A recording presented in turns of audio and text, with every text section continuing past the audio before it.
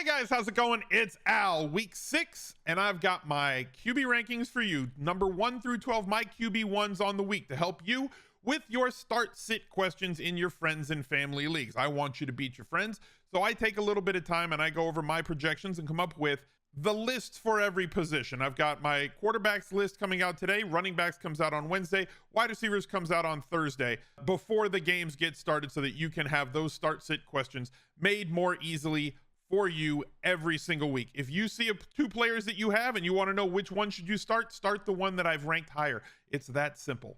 It really is. So let's go. He's a legend. The Week 6 Smiz Gang Listener League is 5,500 seats. It's a $10 tournament with 3 max. Absolutely no rake. The best tournament that is out there on DraftKings, and you need to get into it. It is not a lobby game. You can enter it, but the only way to enter it is through my link. So go to smizzle.tv/links. You'll find the link to the Listener League and literally everything else I do. All my socials are Smiz Gang Discord channel, where to find the HQ coin, my Best Buys article on ESPN that comes out on Thursday. All of that is in the link tree. Go to smizzle.tv/links. I will shout out the top 10 finishers on the recap video that comes out every Monday. The recap video for week 5 is already out on the channel. Go check that out. It does fill early. Make sure that you get in today. My number 1 quarterback this week, rightfully so, is Josh Allen. He is doing everything that we want every single week. If you have Josh Allen and you drafted him early and you spent up to do that, you are probably sitting pretty right now as he's averaging 32.1 fantasy points per game. He has scored over 30 points in 4 of the Bills' first 5 games, and now gets a matchup with the Kansas City Chiefs in the highest totaled game, biggest expected game that we have on the calendar after that AFC playoff matchup last year where both Allen and Mahomes went absolutely bonkers. He is leading the league in terms of yards thrown. He is second in touchdowns. He's having another absurd season on top of everything that he adds with his legs as well. This game is one that you're going to want to break out the popcorn, sit back, and just enjoy it. Like I said, this year, not just Allen, but beyond him, if you paid up at quarterback, you are being greatly rewarded as the gap between the elite quarterbacks, the middle quarterbacks, and the late round quarterbacks is larger than it ever has been in the past. Number 2 on the week is going to be Jalen Hurts. He is absolutely outstanding, running the ball constantly, and has the ability to add points with his arm as well. Like, it's not just a running quarterback. This last week in week 5, he had 2 rushing touchdowns the week before against Washington. He didn't really run it all that much, but threw for 300 and multiple touchdowns in that game. It is a Sunday night affair against the Cowboys. Good defensive line for the Cowboys, but not really a quarterback that you want to blitz. You don't really want to play man-to-man defense against him, and that's what the Cowboys do. Anytime you have a running quarterback, you can't turn your back on him and just run away and hope that you just end up in a situation where, well, maybe he won't see it. You're forced to play more zone. You're forced to spy a lot more with somebody who has as many designed runs as well as just scrambles as Jalen Hurts has. And based on the talent that he has to throw the ball to, the opportunity for him to have a big day is ever present. Now, it used to be that if he could just run for a few yards, maybe sneak in there for a touchdown, that half a touchdown per game that he averages on the ground really kind of gave him this really solid floor. And he only had to throw for like 200 yards and maybe a touchdown to have a viable day. 27.4 average fantasy points so far this season, but that ever-present danger because of how good AJ Brown, Devontae Smith, how solid Goddard has been, solidifies him as my number 2 on the week. My number 3 on the week, the aforementioned Patrick Mahomes, from when I was talking about Josh Allen.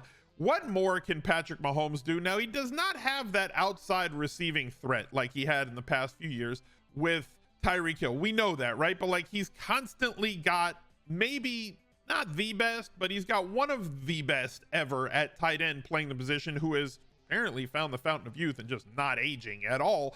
People were writing off Travis Kelce 2 years ago that he's going down the hill because he's getting too old and he's on the wrong side of 30 and all those sorts of things. But like, all he does is keep catching touchdowns. And when it comes to quarterbacks, touchdowns are the determining factor of who has good fantasy days or not, right? It's not about volume. It's more about efficiency. Now, when you get an efficient quarterback like Patrick Mahomes, who has to throw the ball more, you get really great fantasy numbers. We have not seen it consistently from Mahomes this year. Now, please relax, because somebody's going to freak out when I just said that. He's had 3 or more touchdowns in 3 of the 4 games, which is really good. He's only topped 300 yards in 1 of those games, and that was in week 1 against Arizona when they scored 44 points. Because of the inconsistency of his wide receiving core this year, Juju dropping multiple balls on Monday night, MVS had a nice game. Mahomes even told you all, he told every single one of us before the year that picking the number 1 wide receiver was going to be a moving target, which is why we were kind of focused as a unit on drafting Travis Kelce ahead of where other people were drafting Travis Kelce, because he was the only known commodity on this team.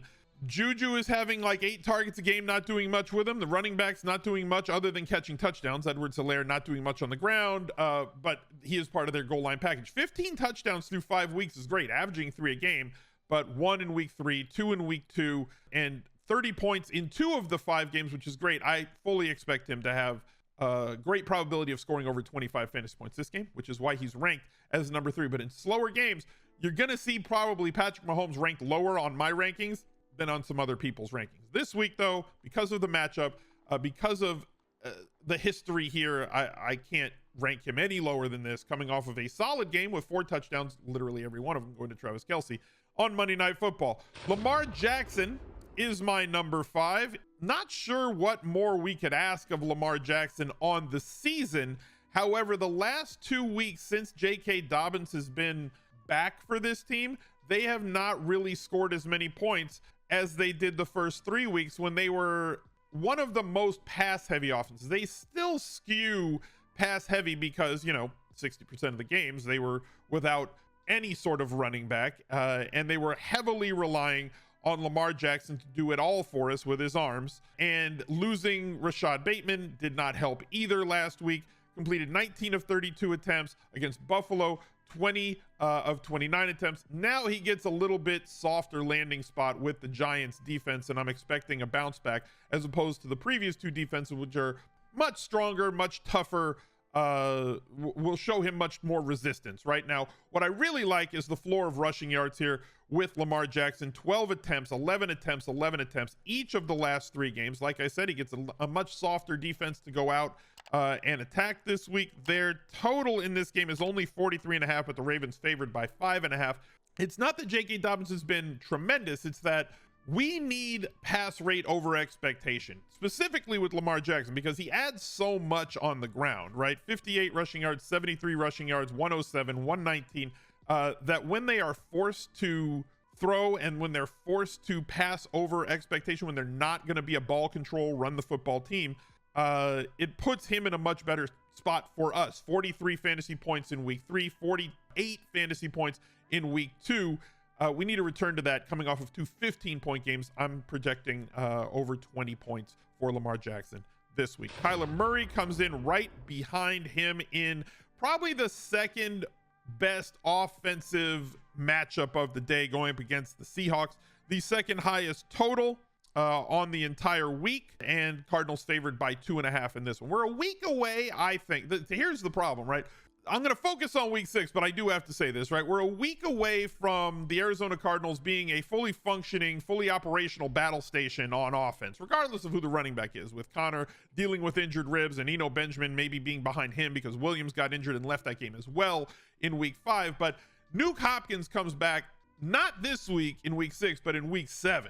So there should be brighter days ahead for Kyler Murray and maybe higher upside, but like, he's ranked as my number 5. So it's not like I'm down on Kyler. However, in week 8, I think the new Call of Duty comes out. So like, all jokes aside, but also fully embracing the jokes, that's when things have gone downhill the last few years for Kyler Murray. So like, he gets his offensive weapons back, but then also he's going to use all of the weapons in Call of Duty way too much. So put down the sticks, Kyler. Please stay in the film room so that we can really see what you can do once you've got Rondale Moore back in the slot. You'll have Hollywood Brown, who's doing fantastic, and then obviously having Nuke Hopkins on the other side will greatly improve Kyler's efficiency, because defenses will not be able to stop every one of those passing targets, as well as having Zach Ertz to throw the ball to. So Seattle's defense has been extremely exploitable. I'm hoping that Kyler Murray has north of 20 points. He's accomplished that 3 of the 5 weeks so far, coming off of a 17.2 point game against Philadelphia. I've said all season Philadelphia's defense is the Russian judge. We're going to throw the game logs out against them. He's averaging 21 fantasy points per game. We've got him here. That's where he's going to stay. Behind Kyler Murray is Tom Brady.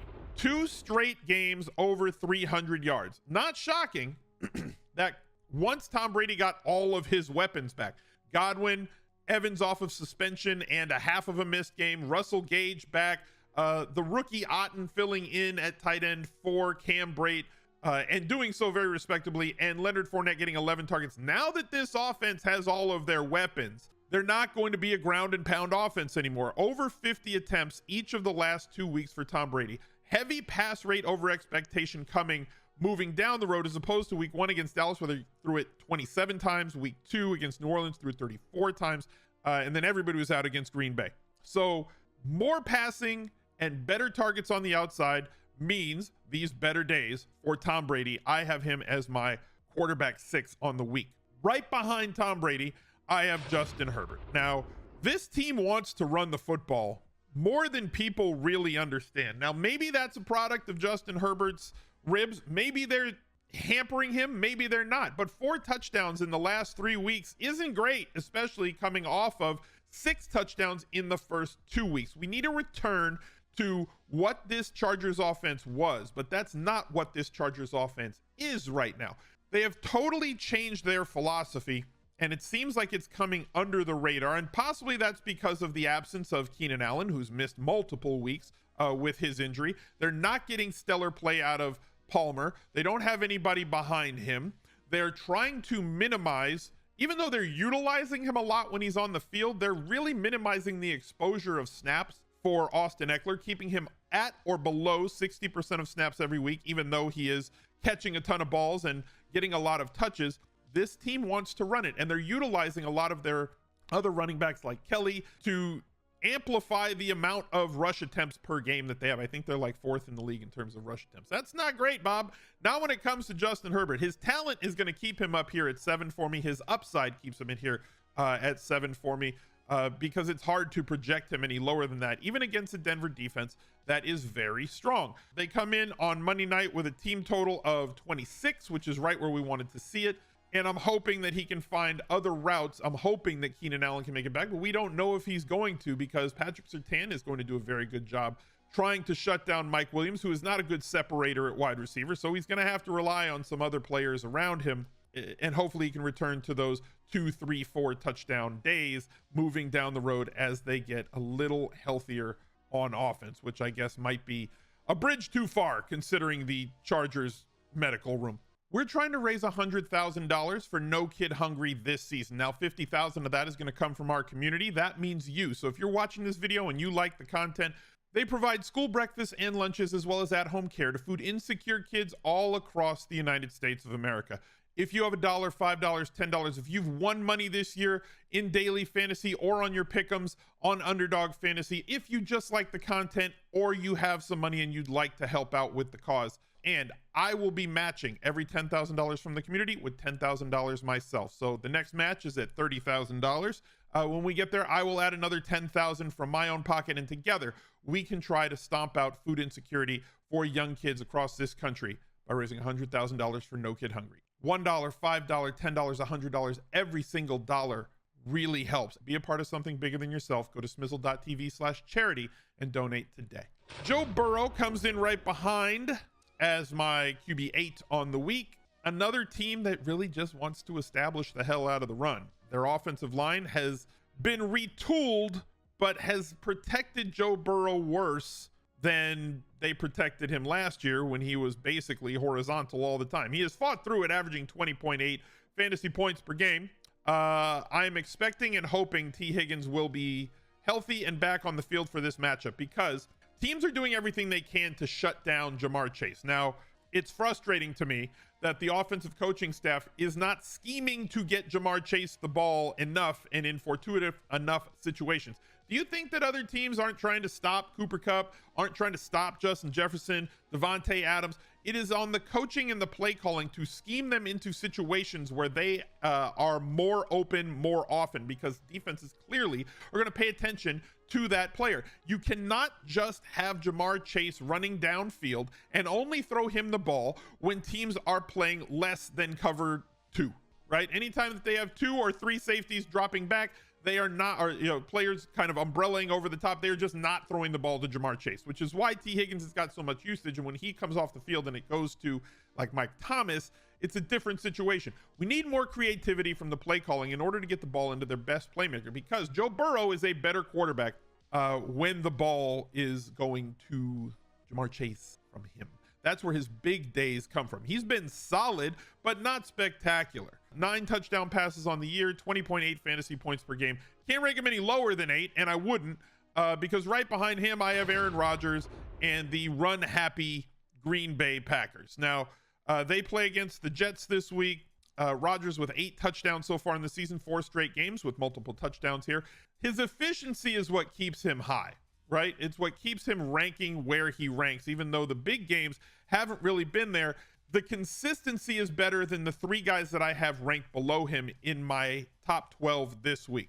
The big games, the 300-yard games, are mostly out the window unless he's forced into a situation where Green Bay is going to be chasing, but they have not been in that situation since week 1. And in week 1, he only posted 195 passing yards against Minnesota when they got kind of throttled. This offense is kind of settling into where it wants to be. 30 to 40 attempts per game for Aaron Rodgers, picking their spots on how to get the ball to their how can I put this? That the wide receiver room is fine, but it's not great. There's no standout guy, there's no hang your hat guy where everybody else can operate in man-to-man coverage. It's not a difficult set of wide receivers to cover, from Watson to Dobbs to Lazard. Nobody gets separation. So they've had to scheme their way through it. And granted, when you have a Hall of Fame quarterback like Aaron Rodgers, it makes it certainly possible. The floor is really great. The ceiling isn't outstanding, but I'm not ranking anybody else above him, especially on a week where there's 4 buys coming into this week. So shorter quarterback list to draw from if you have Aaron Rodgers and don't have any of the 8 guys that I've ranked above him. You're starting him over Geno Smith, who is my quarterback 10 on the week. I was not expecting this at any point during the year. If you told me that this offseason that, hey, Geno Smith, perpetual last round or undrafted quarterback, was going to be somebody that you would be kind of excited to start in daily fantasy, and if you have him on your team, whether you're playing a super flex or if you picked him up off the waiver wire after week 1, he's been actually very good, and the Seahawks are using him in the right way. We've talked about quarterbacks who are elevators of talent. Geno Smith is not that. But we also have talked about wide receivers who are elevators of quarterback talent, and we certainly have that with Tyler Lockett and DK Metcalf on the outside. They just make Geno's job a lot easier than another quarterback, right? Like if you have bad wide receivers, kind of like, let's say, Aaron Rodgers, compare the wide receiver room in Seattle with the wide receiver room in Green Bay, and Seattle kills them by a mile. It's not even close. I'm sorry, Packers fans, but you just don't have that guy right now. So having those 2 guys, one on the outside and one in the slot, has allowed Geno Smith to throw multiple touchdowns in 4 of 5 games this year. He has topped 300 yards twice this year, 268. The last 3 games that it took them to figure this out, weeks 1 and 2, very tough defenses against San Francisco and Denver. San Francisco may be one of the best defenses of all time by the time this is all said and done. Like, they may not be the best. They're not like the 85 Bears or the Ravens defense from the Ray Lewis Ravens defense that won the Super Bowl, but like, they're really freaking good. And so when you factor in against Atlanta, Detroit, New Orleans, and now Arizona, another subpar defense, middling to subpar defense, I would not be shocked if Geno Smith threw for over 250 yards and multiple touchdowns in this spot once again. 24 fantasy points, 34.7, 22.9 the last 3 weeks, averaging 21.2 on the year with a 7.08 in week 2 against that aforementioned San Francisco defense. Geno is a confident start for me here in week 6. Kirk Cousins comes in as my quarterback 11. He's nice. He's not thrilling, but like, he's nice. He has weapons, which is the best thing that we can say right now about Kirk Cousins in Minnesota. They also square off against Miami team that's given up a ton of points to opposing quarterbacks on a per game basis. The fact that this offense has moved more to a pass game offense, but really hasn't utilized the running backs at all. So you kind of know where the ball is going. It's going to JJ first and foremost. Adam Thielen is there to chip in when asked, and Irv Smith gets the next most with KJ Osborne chipping in a little bit. Problematically, one touchdown only each of the last 2 games, though he did find the end zone on the ground last week to buoy his score. But 296 yards, 273 yards, 260 yards, only 1 week below 260 on the season. So you're getting the yards, you're getting the attempts, we're getting the completions, and the touchdowns should actually trend up here as much as they are throwing the ball. Pass rate over expectation team. We want to see that when it comes to our quarterbacks. The 20+ fantasy point days are certainly coming for Kirk Cousins. He's my QB 11. And rounding out the list, it's a bye week. There's nobody below him that I could put in this spot. There was nobody I liked below him. There is somebody that might be. If Tua is back this week, I debated with putting Tua in this spot. If he's back, I don't know if Teddy Two Gloves is going to play. And so right now I have them below Matthew Stafford. As bad as this offensive line has been, last year was like the best protection that any Rams quarterback has ever gotten under McVay, right? And this year they've allowed 84 pressures through the first 5 games. Matthew Stafford was pressured on half of his attempts last week against the Dallas Cowboys. Thankfully, he's going up against Carolina's defense. This offensive line is just in shambles. Hopefully they can protect him long enough so that he can throw the ball repeatedly at Cooper Kupp, Tyler Higbee, hopefully connect on one of those end zone targets to Allen Robinson, who gets like 2 every single week, but just never connects. They just have to keep him vertical because this offense has far too many weapons. Now, in spite of all of that, he has still produced fine in 2 of the Rams' 5 games. Now, they squared off against San Francisco. We're throwing that game out. Squared off against Buffalo. Very tough defense in week 1. Against the Atlanta Falcons, who are one of the more giving defenses to opposing quarterbacks, he did have 20.8 fantasy points in that game and 3 passing touchdowns. Only 1 passing touchdown in the last 3 weeks. But as I said, the guys that we have ranked behind him, the Trevor Lawrences of the world, if Tua was in and cleared, I'd have Tua in this spot, but he's not. So there's enough injuries and enough question marks with everybody behind him that the upside of a Kupp and a Higbee keeps Matthew Stafford in my QB1 list for the week, but he has a very loose grip on the top 12.